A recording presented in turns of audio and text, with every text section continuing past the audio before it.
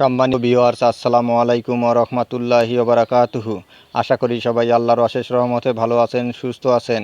এই চ্যানেলে আরেকটি নতুন গুরুত্বপূর্ণ ভিডিওতে আপনাদের সবাইকে স্বাগতম। আজকে আলোচনা করব শিক্ষক নিয়োগ পরীক্ষা পেছানোর বিষয়ে, যা জানালো এনটিআরসিএ। বিস্তারিত থাকছে ভিডিওতে।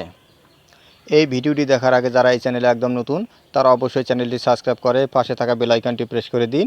আর যারা ইতিমধ্যে সাবস্ক্রাইব করেছেন তাদেরকে জানাই অসংখ্য ধন্যবাদ। শিক্ষক নিয়োগ পরীক্ষা পেছানোর বিষয়ে যা জানালো এনটিআরসিএ।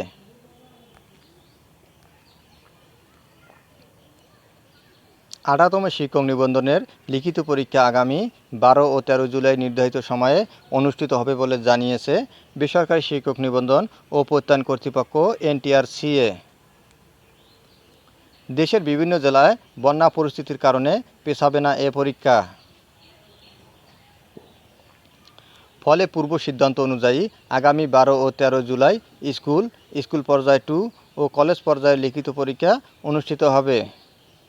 কালের কণ্ঠকে এ তথ্য নিশ্চিত করেছেন বেসরকারি শিক্ষক নিবন্ধন ও প্রত্যয়ন কর্তৃপক্ষের এনটিআরসিএ পরিচালক পরীক্ষা মূল্যায়ন ও প্রত্যয়ন মোহাম্মদ আব্দুর রহমান উপসচিব। তিনি বলেন, পরীক্ষা পেছানোর সুযোগ নেই। পরীক্ষা নেওয়ার জন্য যাবতীয় প্রস্তুতি রাখা হয়েছে। আমরা নির্ধারিত দিনেই পরীক্ষা নিতে চাই। তবে সরকারি কোনো নির্দেশনা না থাকলে সেটা পরে বিবেচনা করা যেতে পারে। প্রসঙ্গত, গত 15 মে 18তম শিক্ষক নিবন্ধনের প্রিলিমিনারি পরীক্ষার ফল প্রকাশ করে বেসরকারি শিক্ষক নিবন্ধন ও প্রত্যয়ন কর্তৃপক্ষ এনটিআরসিএ। এতে গড় পাশের হার 35.80%।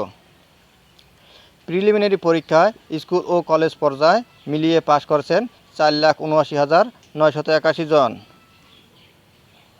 এর মধ্যে স্কুল 2 পর্যায়ের 29,519 জন, স্কুল পর্যায়ে 2,21,652 জন এবং কলেজ পর্যায়ের 2,28,813 জন।